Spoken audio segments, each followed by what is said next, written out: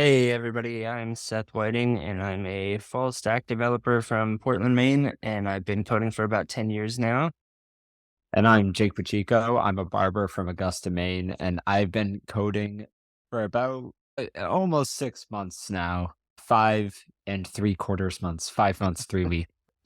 Yeah. Nice. Yeah. Good stuff. Trying Cool. his hardest.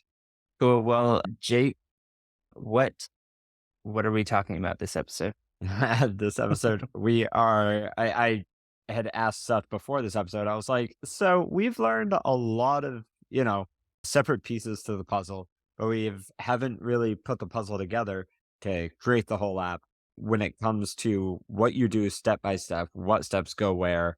So we kind of wanted to go over that.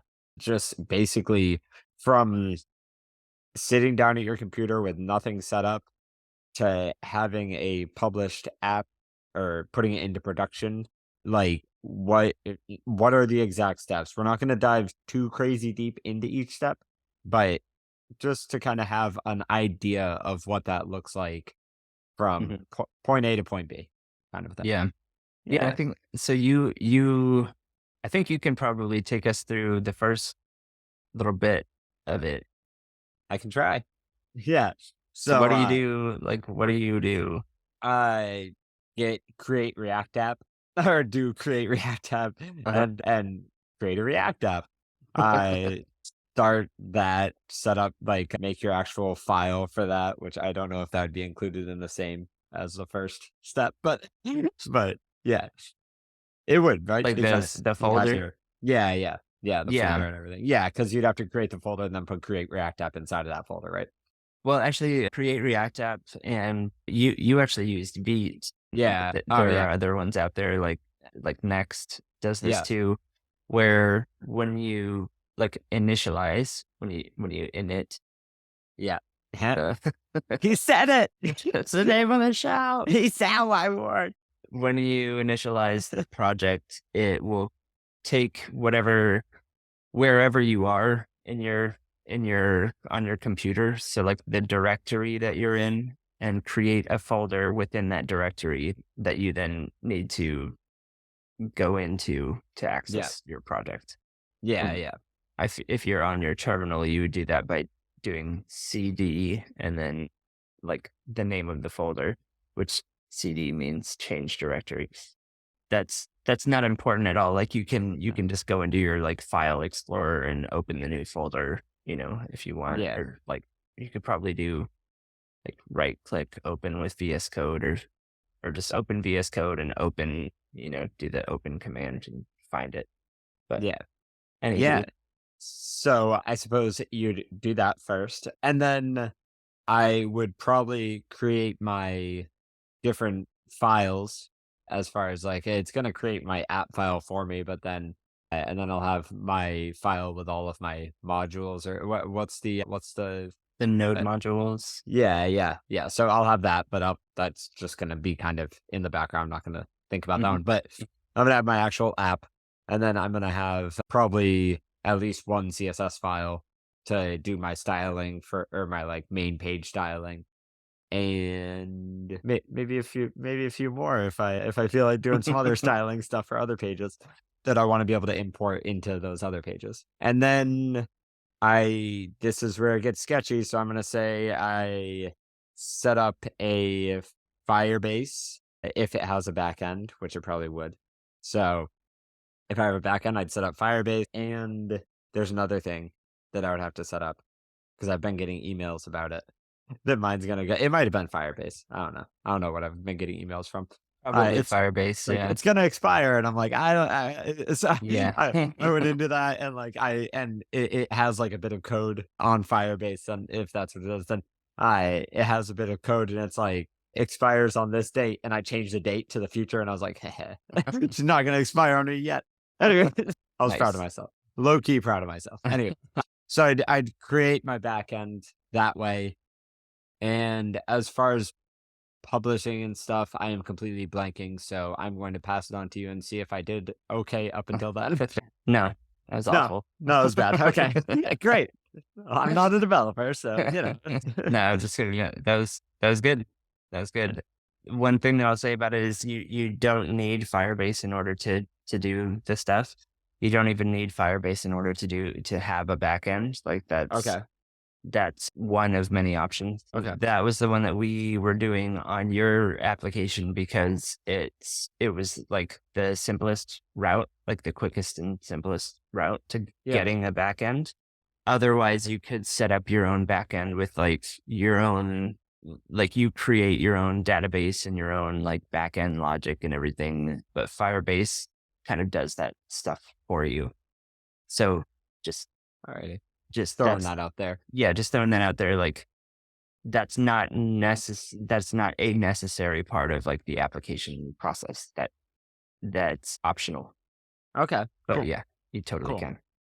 Cool. So if you wanted to put your front end code up into production, basically, then once you have written your code on the front end, and when you write your code, you'll run like the npm run dev command, and that will like check for changes in the files and automatically update, do like the hot reloading of your browser window and everything. Yeah. All of your files, when you do that, go into the dist folder. I think I'm getting that right, but basically the files that you're writing are in your app folder usually. I think that's the case for Create React App and Vite, but it could also be like the source folder, SRC. Okay. Is that what that is in Vite? I don't know. Doesn't matter. There's everything's in my SRC folder. Okay. Yeah. Yeah. So I think in React Native, you usually put things inside of like the app folder, but with a lot of like React frameworks or like boilerplate stuff, you put it inside the source folder. Oh, doesn't matter. I need to interrupt. I forgot about GitHub. So you have to push things up to Git also. Yeah, again, like that's optional, but It is definitely very like I wouldn't ever do a project without it. Yeah. Alrighty. Yeah. So when you're writing your code, you're either doing it in like the app folder or the source folder. Basically, you usually have like a folder where all of your files that you're actually like manipulating are. And then those, once you've written the app and you have it in a place where you feel good about it, then you can run npm run build, usually. Like that's usually what it's called in I think it's probably the case in Vite. I think it's probably the case in Next. I think it's probably the case in Create React App, where it takes all of your JavaScript, CSS, HTML, like markup, and bundles it up into just JavaScript, HTML, and CSS without any kind of like reactiness to it. It's just like the end product where everything is like compiled down into just the base languages, if that makes sense. Yeah, I didn't know it did that. I didn't know that it kind of unknotted everything and separated it. Yeah. Again. Interesting. Yes. So it basically, and it like minifies all the files, which means that everything is on like, everything's kind of just like squished together. Yeah. And it's not like human readable at that point. Yeah. It's just like, it's like compressed. Yeah. But not it's not like zipped or anything. It's not that kind of compressed. Yeah. Just like they get rid of all of like the spaces and the new lines and all of that. And it's just like everything is all, and also it renames the variables to just be like A, B, C, we don't need to worry about all of that. I'm a computer. I know what I'm like reading here. So now, at that point, I'm curious, is that, and this is totally off the side, but is that its own language as well? Like, did people ever write things in that language? That's JavaScript. It's just, I'm talking about just JavaScript. Oh, okay. I thought you were saying like it brings it down another level to where just a computer reads it. No. As in like, what is it that computers, like most things are like compiled down to being readable. Assembly code is probably, I think, what you're talking about. Yeah, And so I then, just wasn't sure if that's what you're talking. goes down to binary. Yeah. But this is actually just what I'm talking about is like all of the React part of your application Has just gone away. becomes JavaScript and HTML basically, Yeah. and CSS if you've written your CSS in JS like you do sometimes in React, and that all gets compiled into just the HTML, which looks like HTML, just the CSS, which looks like CSS, and then the JavaScript is the part that kind of gets like squished and like kind of like parsed out into like the smallest form of it possible, if that makes sense, while still being able to be like read by the browser. Like the browser is the thing reading the JavaScript, and basically it's all just packaged up and put into the build folder when you run npm run build or yarn build if you're using yarn instead of npm. Then it's the build command puts everything into the build folder, basically. Okay. And that build folder is what you can then put up into the cloud, basically. And that's like what the people actually see and interact with on the browser. Yeah. If you look into the console or terminal or whatever on the browser. Yeah. That's what you're seeing?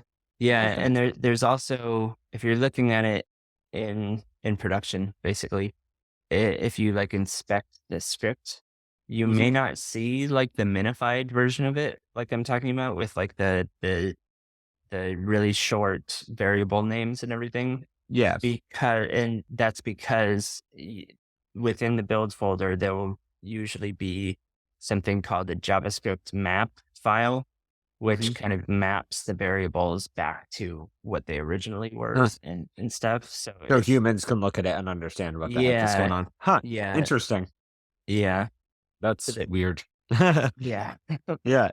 But anyway, but in order to like put it up on the cloud, like you just need like a host, and there are a bunch of good hosts out there and there are a bunch of free hosts out there. If you're just doing front end code, then you can totally just do it on one of like the free hosts. And GitHub itself actually hosts like websites. If you want to, you can host it there. And that's via something called GitHub Pages. And that starts you out with your website's like URL being, what is it? I think it's like github.io/ like Jake Pacheco / keeper, I think it's like what it would be. Or maybe it's like github.io / keeper, maybe something like that. Then if you want to, you can configure it to use like your own custom domain. Like if you buy on like GoDaddy or one of those. Yeah. There's like GoDaddy and then Namecheap and then 1&1, which is Ionos, I think is who like owns it. That one, you can usually get a domain for $1 for a year, and then it goes up to like the regular price, which is like 12 usually. Domain names are around like $12 or $13 per year on average. Yes. Yeah. Interesting. But then on like Namecheap, sometimes you can get them for like $8. It just depends. I would just like recommend, if you have a domain in mind and you know it's available, then it's going to be available on all the other ones. And I would just recommend looking at all of the other ones and seeing where it's cheapest, basically. Yeah. Interesting. Because it doesn't matter where you get it. It's not like the quality of one is going to be better than another. Well, I remember GoDaddy used to have like really, really vulgar commercials, so I'd probably go with them. Solely based on their commercials. Yeah. Aging myself a little bit saying that, but not that much. I mean, it was only like, I don't know. It was like, what, 15 years ago? Maybe, I don't know. Was it that long? I think so. 10. Maybe. I don't know. I That don't was know. super dumb. I always hated their commercials. Right? It annoyed the So heck out of me. I unnecessary. was like, "What are you doing? Like, what, this is Yeah. yeah, yeah. If everyone does know what I'm talking about, you'll know. Like, it's Yeah. the wild commercials that you're like, why is this? Right. Like, Just why go does this look feel on like YouTube, like yeah, it's Daddy commercials. like a yeah, it's like a late night TV kind of commercial. Like, it's Yeah. yeah, it's wild. They went For hard. no reason. No reason. It's you're buying URLs. Like, Yeah. it's kind of a hilarious thing. Yeah. Okay. So basically step by step, then we are on step like 5, Yeah, right? Like, there's it's not too many steps. yeah, Basically, once you've like built the application, yeah, then you can just take that build folder and put it on a host. yeah. Yeah. And So yeah, and and that's basically it. it's But there's, a lot more that I can talk about, so I will.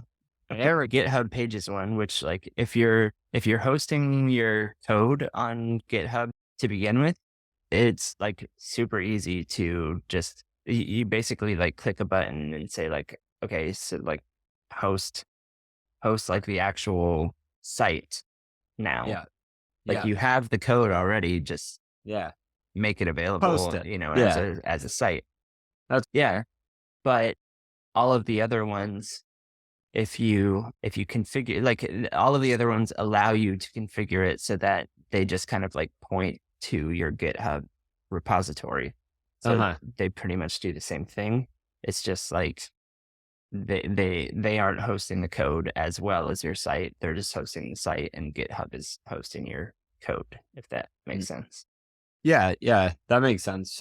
Can you yeah, I mean, so does every website pretty much go through like a GitHub or GitHub type thing? Or can you just like write all your code, never use GitHub, and then just post it onto a site and that's it?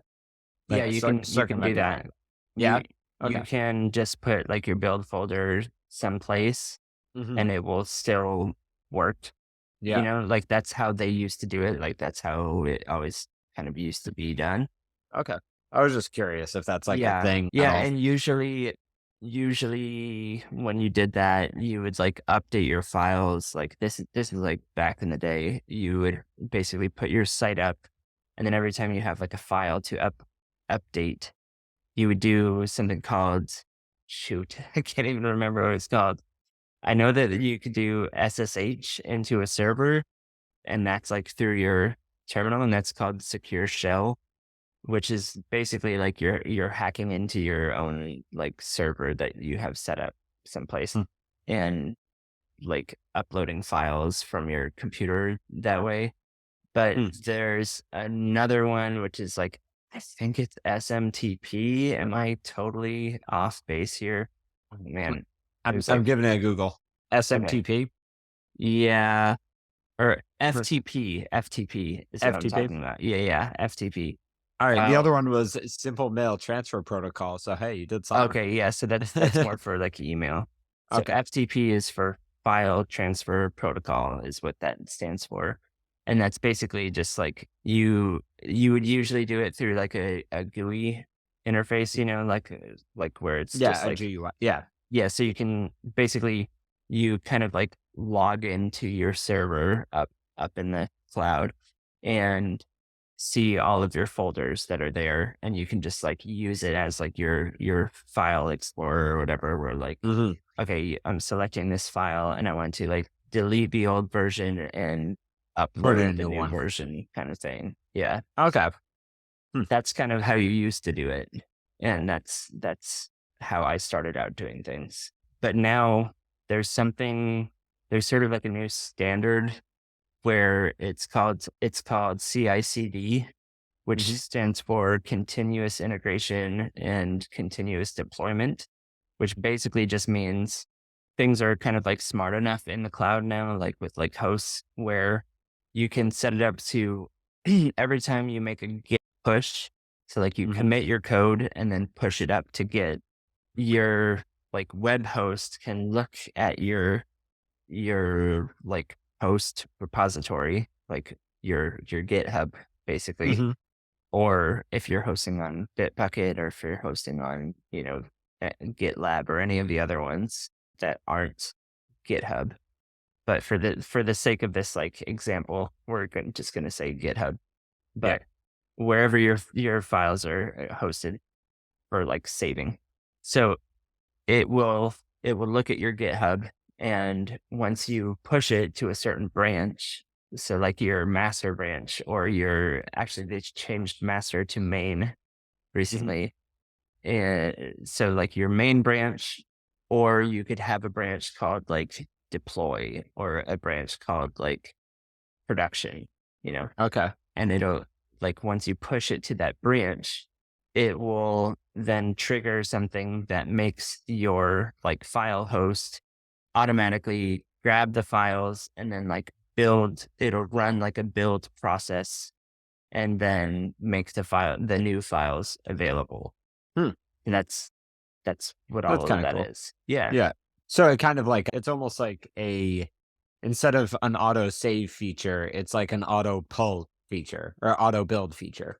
Like it grabs, rebuilds Yeah. it, and then pushes it up once Yeah. you've already So pushed it and like everything. technically it's more of like an auto deploy feature. Yeah. So Yeah. whenever Yeah. like you make the new code available, that's called deploying. Yeah. Okay. Then it's like, oh look, new stuff. And it takes it and applies Yeah. it.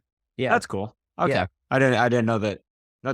That makes sense why everyone would do it that way though. Like it's Right. It's like if you're more using streamlined. Git already, which you should be using Git already, Mhm. then you don't really need to do anything else. You just need to set it up the first time, and then it Mhm. just like works from then on, which is cool.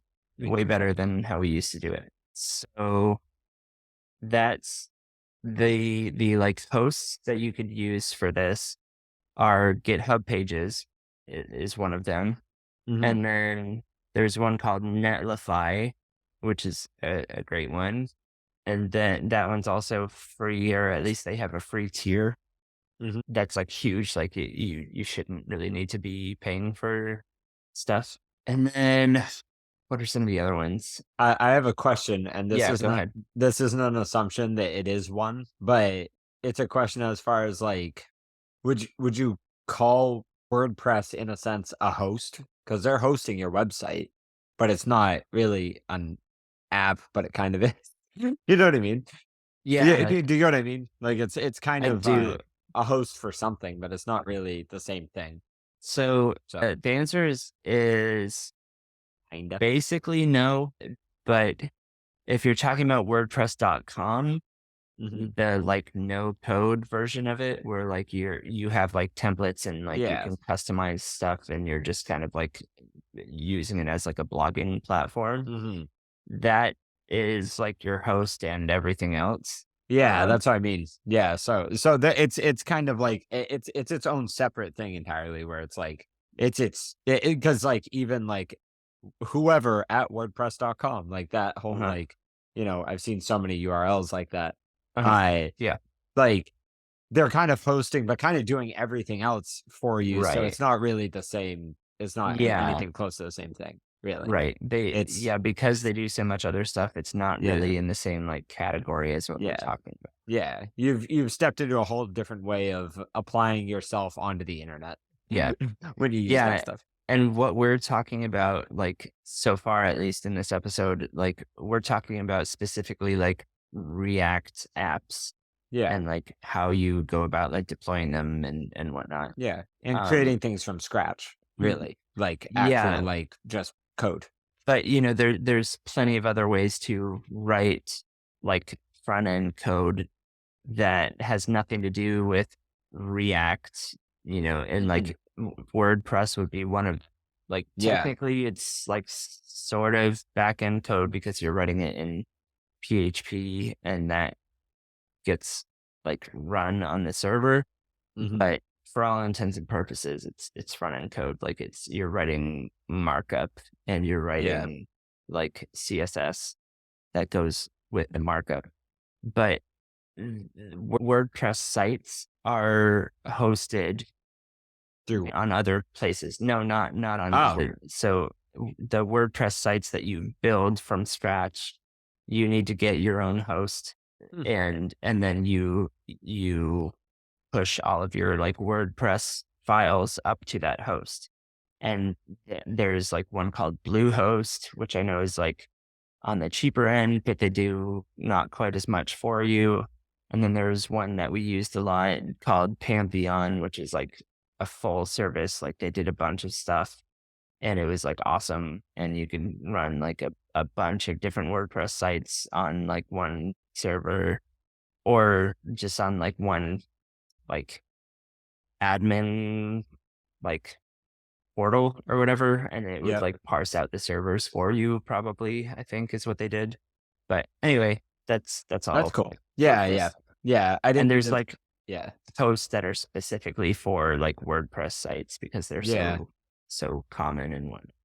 Huh. Yeah, I never knew that. I didn't know that it was. I figured WordPress just did everything for you, kind of like how I don't have to create a host for my Facebook profile. You know what I mean? I Mhm. figured it was just like all under one umbrella of WordPress, and they're Well, just posting these it is things. for WordPress.com, Yeah, yeah. but what we're talking like what I'm talking Now about what is we're like talking about when is you're the actual building. hard coded. Yeah, when you're Yeah. building the WordPress stuff from scratch, Okay. basically Yeah. like WordPress at that point, what you're talking about is like a big package of PHP code that you download Yeah.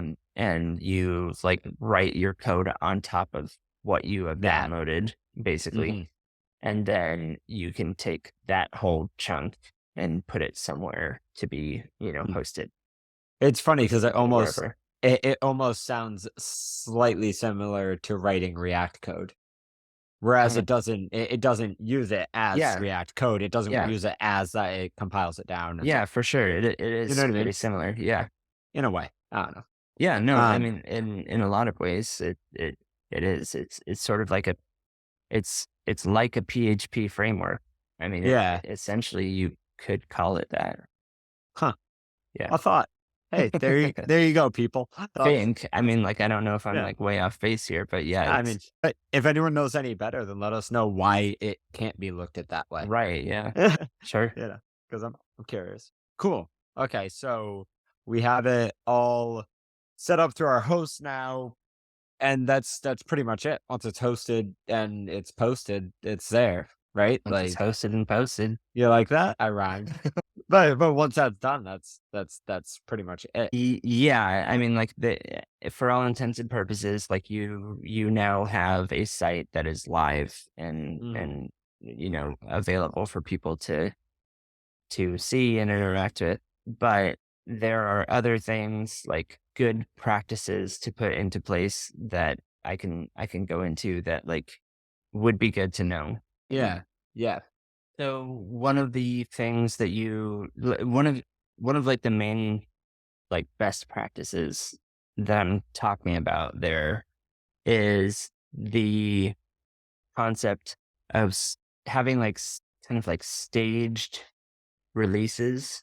So like you wouldn't normally if you're especially if you're working like for a company or working on like a big project with a bunch of other people that you want to be seen by like a lot of people or like at least that's the like intention is getting it out to like a big audience and you want to make sure that you're pushing code that works and like isn't going to be like embarrassing for people to see Of and course. in order to do that safely you will normally have a basically it's different environments is what they're called so you usually have something called a QA environment and then a lot of times you'll have another intermediate between QA and production, which is called like test or staging.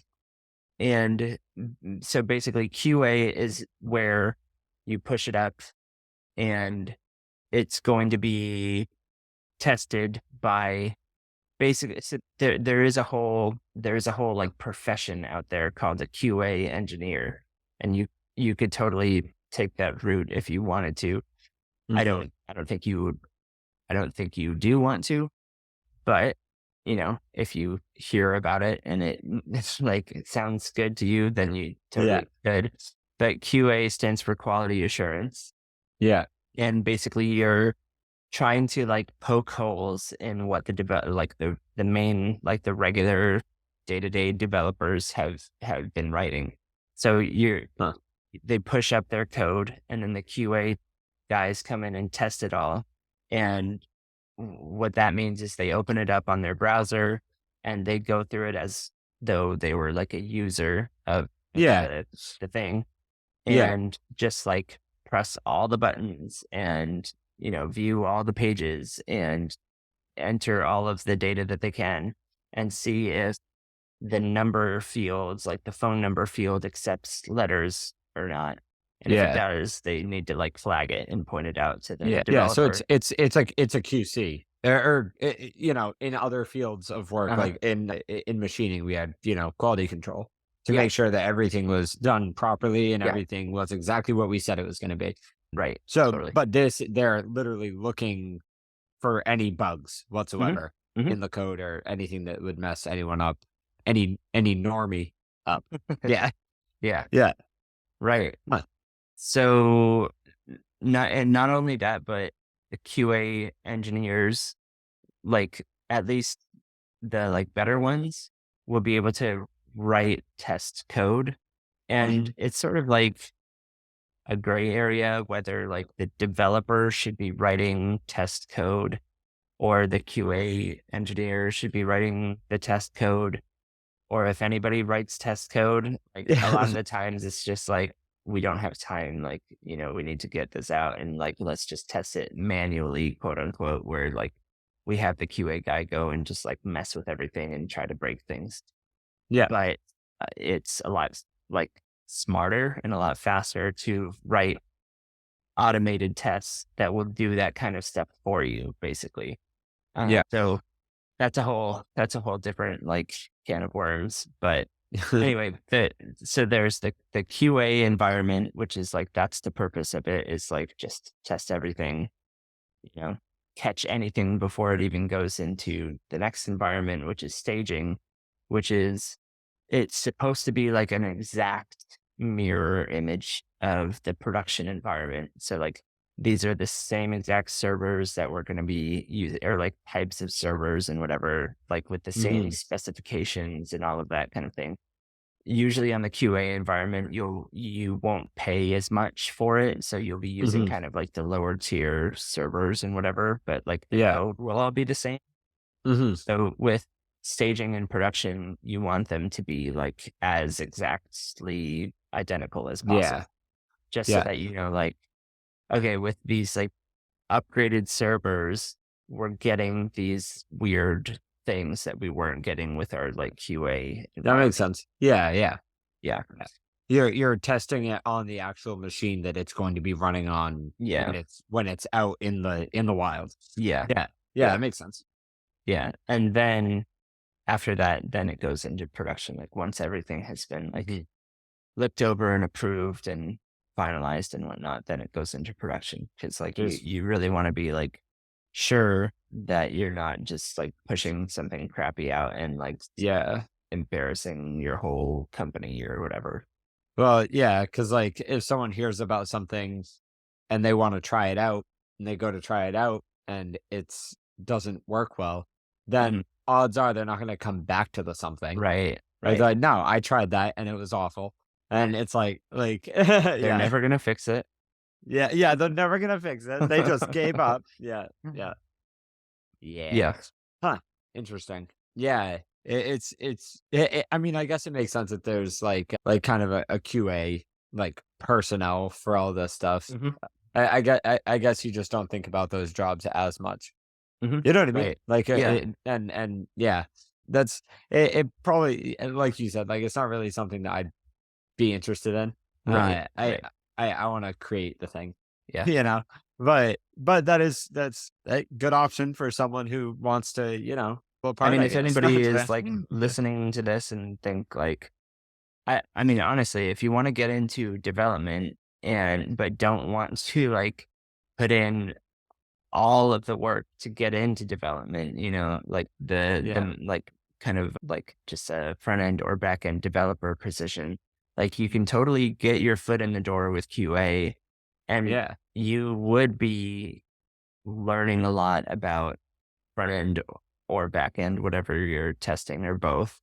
But you wouldn't be like writing the code, but you could, like I said, have your foot in the door and then like start like learning outside of like your work hours or whatever, like Yeah. learning the front end or back end code. And, then like you could just talk to somebody at your company at that point and be like, hey, I'm already on the project. I would like to start, taking on like front Yeah. end tasks. Are you cool with that? It's like an easier sell than saying like, hey, company, I've never, I'm Jake. I've never done anything. I don't have Hire any me. experience yet, but I want to, Yeah. Yeah. So, and some like I know that some of my friends started out as QA Huh. guys, and at least one of them, but maybe more than.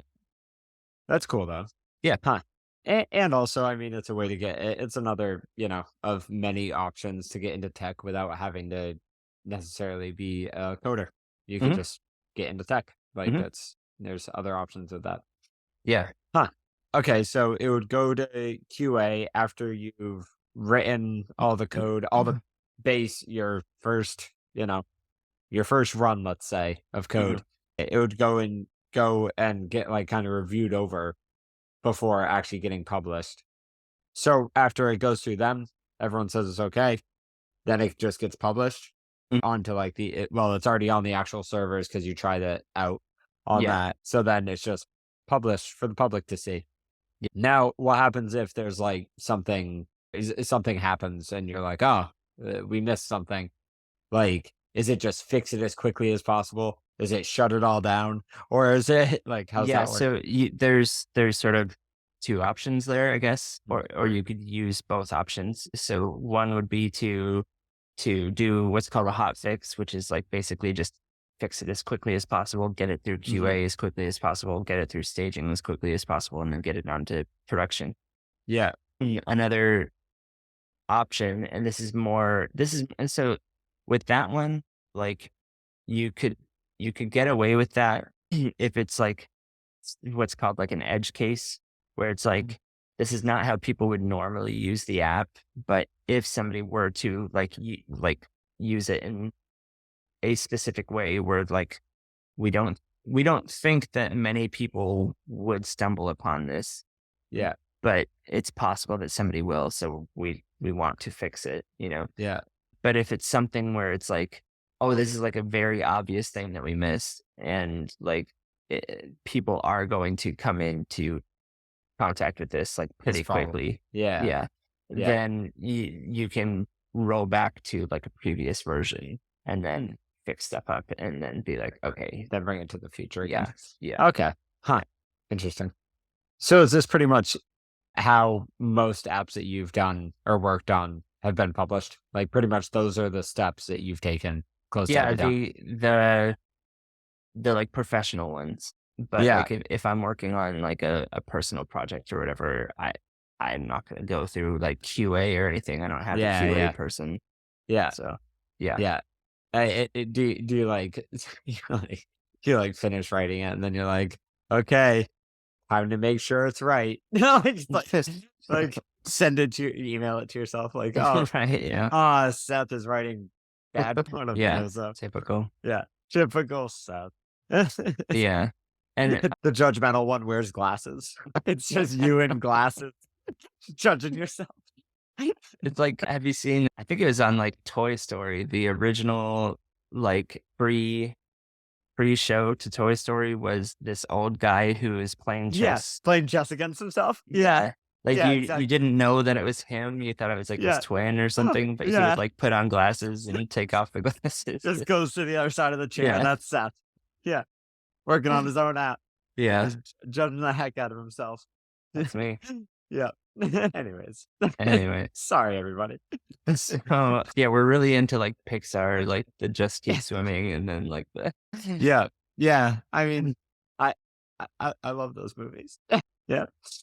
good stuff. So if you're working on a project that has like QA and staging and production environments, or even just QA and production, I mean, maybe.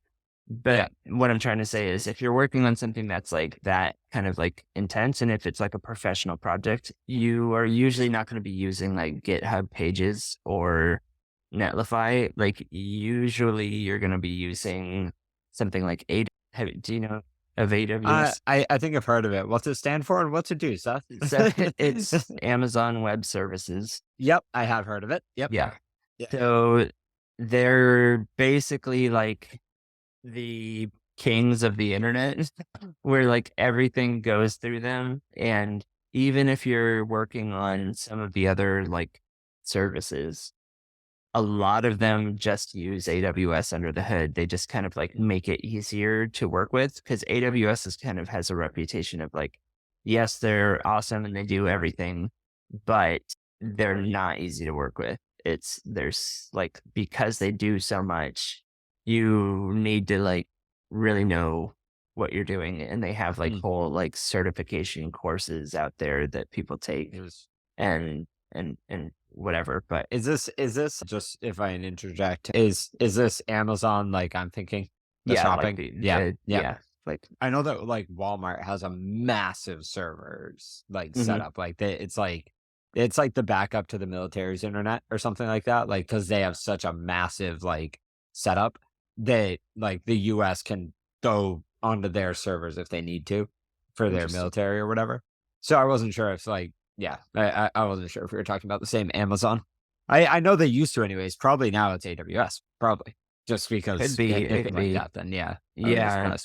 So yeah, it is like Amazon.com basically. They have a whole sort of like other company under them that is just like servers. Yeah. Basically. And Massive like a server million farms. different ways to use servers. And like they have like services for like email and services for like front end code, services for back end code, services for like what's called serverless functions. And yeah, just like anything you could think of, they've got it covered basically. But then there are other people like Microsoft Azure is another like alternative to AWS, which is they do the same thing, but they're a bit clearer and like more straightforward to work with, which is great. And they do, they don't do everything that Amazon does, I don't think. I mean, I don't know, but basically they're just a bit easier to work with. And then there's Google Cloud does the same thing. And I don't know which of them. I think Google has like their actual legit own servers and stuff. I'm not sure about like Microsoft Azure. And I'm not even sure about Google, but like I know that some of these like I said, use Amazon under the hood.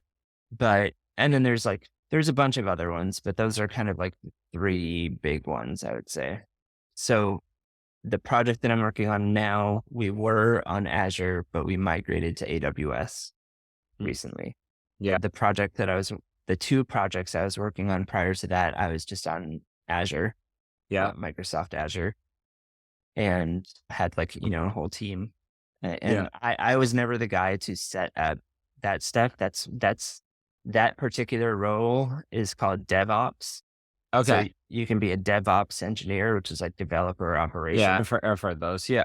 Yeah. I've heard of those. Yeah. Yeah. So usually like on a project, you'll have a guy who's just like in charge of setting up the servers in a way where like once the application gets like a certain number of users, it will like automatically scale up and everything. Yeah. Does whatever it needs to do so it can kind of support all of it. Yeah. Yeah. Huh. Interesting. Yeah. So you'd be using one of those probably if you're again with one of these making a bigger application or whatever. Yeah, like if you've got like a whole team, and like a company backing it and everything, you're usually going to be using one of those like big three. Yeah, I would say. Side side thought, just because you had mentioned DevOps, and I knew that was another option of getting, like, when you get into coding and stuff. And then I see a lot of people talking also about like project management and stuff. Did you ever think of doing anything like that? I mean, just Yeah. because like you're good at people and stuff, and you seem pretty well informed and stuff. So like, was that So ever an option for you? yeah, I mean that's kind of like where I eventually want to like end up is like engineering team management. Yeah. And I did a bit of that previously on like when I was like lead developer. It kind of came with some project management type stuff. I Yeah. was basically acting as what's called a scrum master, Mhm. which is just like the guy who sets up all the tasks for all of the developers and like assigns them to people. And That sounds like you're managing the whole project, like in yeah, a but way. then Like, there's also, along with the scrum master, you work with a product owner, which is like mhm. the guy who interfaces with the client. So Hmm. like the person paying you, it's like Yeah. what do you what do you want this thing to do, and like what is the highest priority for you, and all that kind of stuff. Yeah. And then the product owner will come to the scrum master and say like, okay, here's what they want. Now like make the tasks for it, split it all up and assign it to the right people kind of Huh. thing. You like, and do you enjoy doing that? Yeah. Yeah. Yeah. And the so I was technically lead developer, and then my friend Charles, shout out to Charles, is an awesome project manager. That was his title, but he did a lot of Scrum Master stuff. Like that wasn't necessarily part of like my job description or whatever, but like Hmm. he let me do some of it. Like he Cool. and I was like wanting to. Yeah. And so he kind of took on more of like the product owner role. And I was took on more of the Scrum Yeah. Master. So he was more client facing and you were more programmer facing Yeah. in a way. Yeah. Like, Yeah. Like yeah, development team facing. cool. Yeah. And we came up with this system and just like organized the crap out of that project and Nice. like got so much done because like we were just like so on top of it. It was really cool. That's awesome. Yeah. Yeah. It's cool when it's like when it flows well. Like when you're working with someone who works well with you, Yeah. you're like, Yeah. ah, this is great. Like, yeah, Yes. Yeah. nice. That's cool. Yeah, I was just curious if you had ever thought about getting into that at all, just because it seems, I don't know, seems like that might be the, like guiding people seems Mhm. like a thing that you enjoy. So Yeah. that makes sense, Yeah, kind of. for sure. Like I really liked that part of it. Like Hmm.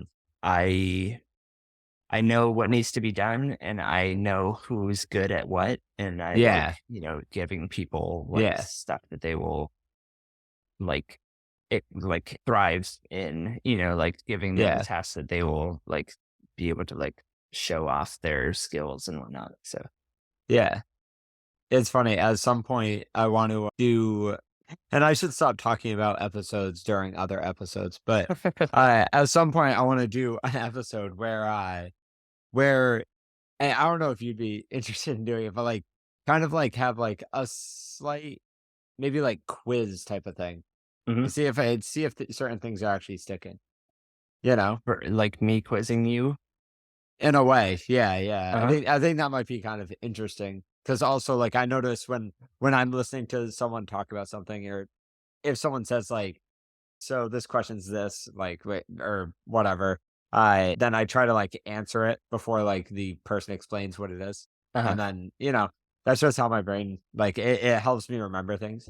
So Mhm. maybe that might be helpful at some point to like, not even just for me, but for other people listening to be able to be like try to answer before me, before I can stumble out my answer. Yeah. But yeah, I was just thinking about like I've been trying to think of like ways to better remember things and really commit to memory certain things.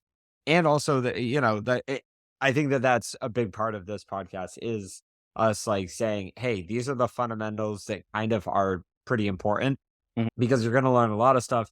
Not that it isn't important, but it. when you're touching on so many different things, you don't know what things you're running into every day and what things you're going to run into once a year, you Mhm. know? So like, I think that that's kind of a big part of this podcast is like us kind of being like, hey, these are the things that you're really going to run into quite a bit. And I think it might be interesting to be like, hey, Jake, do you know these things that are that you're going to Yeah. run into quite a bit? I don't know, at some point. And that might even be like way in the future when we're talking about like interviewing and when they start like, because in interviews they give you a bunch of like quizzes sometimes and stuff like Yeah. that. So We could so totally that do might be like a a thing then. mock interview episode. Yeah. Yeah. Yeah. Yeah. And my hands will get sweaty and stuff. Yeah. It'll be fun. It'll be a Palms are blast. sweaty, mom's Yeah. spaghetti. Knees weak, arms are heavy. It's okay. I'll get my climbing chalk. I'm good. I'll sweat right through it. It's crazy how much better you program when you have climbing chalk. Climbing chalk all over your fingers, Yeah. dunking up your keyboard. Yeah. Yeah. But yeah, at some point I was thinking of doing something like that. I think that would be kind of cool.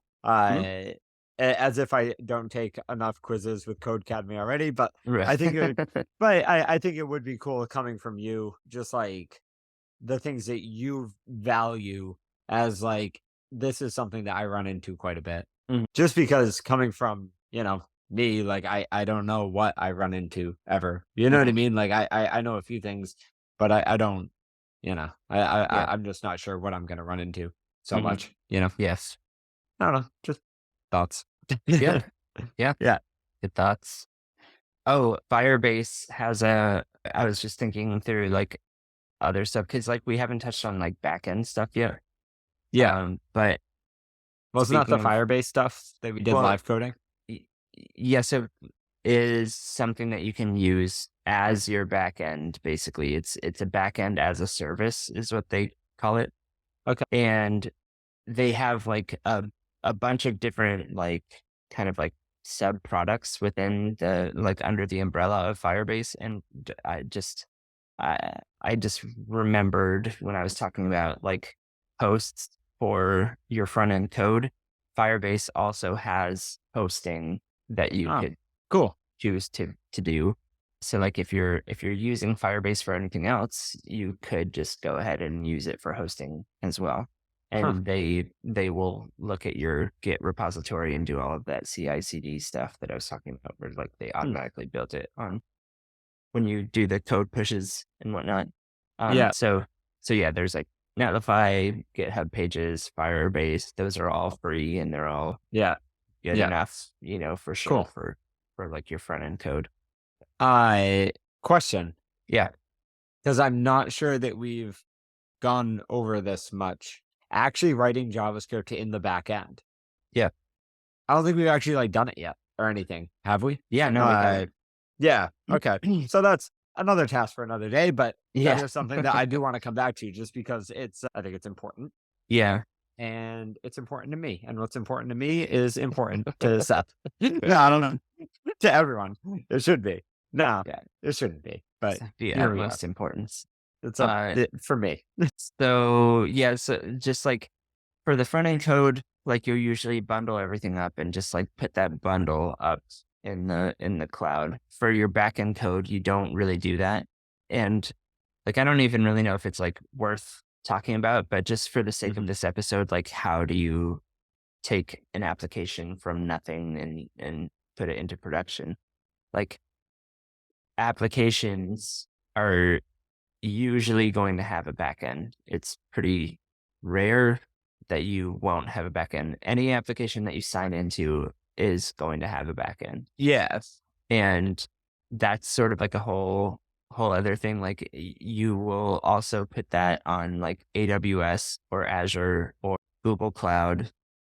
And basically like you at the like root of your project, you'll have a script file basically that just like kicks off a node process and looks at all of your files and listens for like the front end kind of like pinging the back end and all of that kind of stuff. So that's all just like your back end code, and that's hosted, someplace. And it's not going to be like the same folder as your front end code or anything, because your front end code is going to be delivered to everybody's browser but the backend code is just going to stay on some On a server somewhere, Yeah. waiting to be called upon Yeah. via a VPN? API. API. Yeah. Too Yeah. many things, but an API. Okay. That could be So one of your interview questions. yeah. Yeah, right. I mean, dude, there's so many, whatever you call those, API, VPN, Scrum. Like, there's so many, like, Scrum is not an acronym, if you isn't it? recall from one of the other episodes.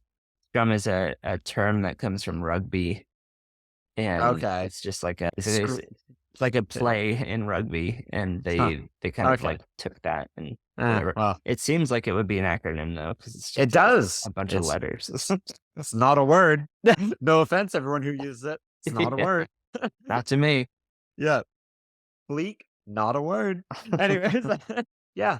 So yeah, I do want to touch on that a little bit more eventually, just because I also think okay, so with Firebase, then could I host my backend code in Firebase and like separate from the normal, like what Firebase gives you for writing in your backend stuff?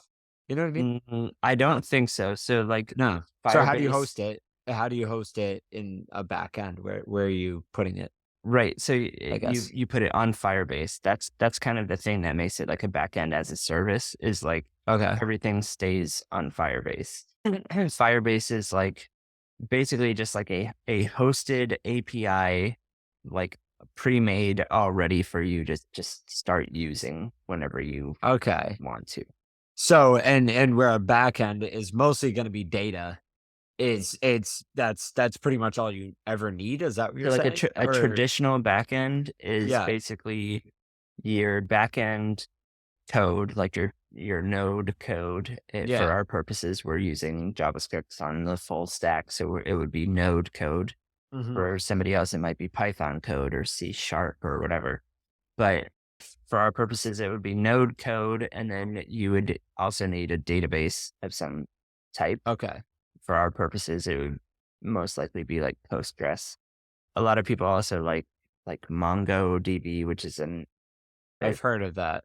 yeah, it's like a very different Yeah. database. That one's actually more similar to Firebase than Postgres is. Okay. Just not that it matters. I'm just wondering where your node code gets put. Yeah, so that Where it gets ends up. put on the equivalent of a host, but it's just sort Okay. of like a backend host. Okay. So Yeah, that was my question. I was like, Yeah. do you have to like go through a pathway of like talking to, like going through Firebase to put it somewhere or No, anything? no. Or is it just like you hit up a server farm and throw it on a server somewhere? You know what I mean? Yeah, you put it Basically on what a it is. server somewhere, and Huh. you can do that on Amazon servers or Yeah. Microsoft servers or Google's Okay. servers. That makes sense.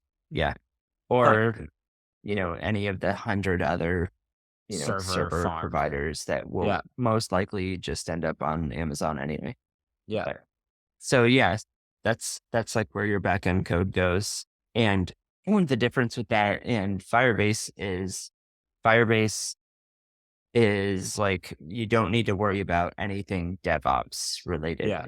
Because it's already hosted and already configured for you to just start pinging it as an API, as though it were an API. And it's automatically gonna size up and size down as it needs to, right? yeah. Although like the kind of like the scalability of it, like what sizing up and sizing down is part of like what quote unquote scalability of your application. Like that's part of it. But Yeah. another part is like how efficiently like you can write code to talk to it and stuff. Mhm. And there are certain things about Firebase that make it like not as scalable. Okay. Which is like the way that you need to work with certain things, especially like relational data. It's like this thing is related to this other stuff, and like you can have like a one-to-many relationship or like a many-to-many relationship between data. So like all of the people can have pets Yeah. and that kind of thing. And if you want to grab the people and the pets, in Firebase, you need to grab them separately and then kind of like map them together once you get them. Okay. Postgres or another relational database, you can grab both of them at the same time with like one Nice. API call. So Uh-huh. that's like one of the Yeah. major like Makes it more streamlined. So basically, yeah. if I'm understanding correctly, minimum amount of work. It's very like easy to use Mhm. and it's very straightforward. Great beginning. Yeah. Great way to begin an app is use Yes. Firebase. Yeah. But then if you want to really get in the nitty gritty, then you can do it with what would you call it? Postgres? Yeah. Yeah. So Postgres is one of the many options. There's Or a a bunch of SQL other ones. database Yeah. or Mongo. I Yeah. think with like a traditional NoSQL database, and this may be over your head, but I think you can still do relational stuff. I haven't written MongoDB code in a while. I used to write it a lot, Yeah. but I can't remember if you could like grab like sub data or like relational data, basically. You I had think you said could. you Anyway, had said you do a lot of stuff in SQL, right? yes. Yeah. Yeah. Yeah. I thought that was like a thing that you had mentioned. Okay. Yeah. So So that's what you MongoDB mean is when yeah. Okay. All yeah, right. and Postgres is SQL. So Okay. Postgres is So Postgres is what you've Postgres. been using. Yes. Yeah. Yeah. And Okay. Postgres is sort of short for Postgres SQL or Okay. PostgreSQL. I don't know how you pronounce it. PostgreSQL. Yeah. Yeah. It's Um, just your Gresicles. yeah. And Anyways. then there's like a bunch of other SQL databases that you could use. There's like SQLite, and then there's MySQL, and then there's, a few Yeah. others. And then Yeah. there's a few other NoSQL databases like CouchDB and DynamoDB and MongoDB are all NoSQL databases, which Huh. just means that you store things differently. You store them as like objects, basically. It's all like JavaScript objects, which is an interesting concept. Yeah. Well, that kind of sounds like I don't know. When we store data in Firebase, Mhm. that's almost how I would explain it. Yeah. You know what I mean? Like Yeah. you're storing it as an object, and each object has like different things that have to do with it or whatever. Yeah. So, it kind of makes sense, I think, if I'm thinking about it the same way you are. Huh. Yeah. So, I mean, your front end code gets bundled up and hosted someplace. Your back end code doesn't get bundled up, but it's also Hosted. hosted someplace. And your back end code will also go through QA and staging and production, usually if you're on a big projects. And yeah, it's all kind of like treated similarly, but the code is like pretty different, from the Yeah. front end to the back end. And Yeah. so yeah, More that's things to learn. yeah. Yeah. So, but spinning up a backend project is like you wouldn't use Vite for that. You wouldn't use Create React App for that. Those are just for your, You like, your just front end stuff. Are you pretty much just writing it all in vanilla JavaScript for the most part? No, so usually you'll use a framework called Express, which is Okay. just like helps you set up like your API routes. Yeah, it's like it makes writing APIs specifically easier. And that's most of what you'll be doing on the back end is just setting Okay. up an API. I didn't know that. Good Yeah. to know. Yeah. Cool. Yeah, I'm excited to learn more about backend and stuff too. Yeah, it's Because we've really only like dipped our toe in it. You know what I mean? yeah. Sweet. Well, yeah, I say we probably wrap it here, and yeah, I hope this was helpful to anyone or someone. Yeah. I know I learned a few more things, so let's if we can all just keep learning a few more things. As always, I appreciate it, Seth. Yeah. And yeah, I'm just gonna keep swimming, and I hope everyone else does too, along with Yeah. us. Keep at it. Keep swimming. Thanks for talking. Thanks for listening, everyone. Yeah, thank you. Catch you next time. Have a good one.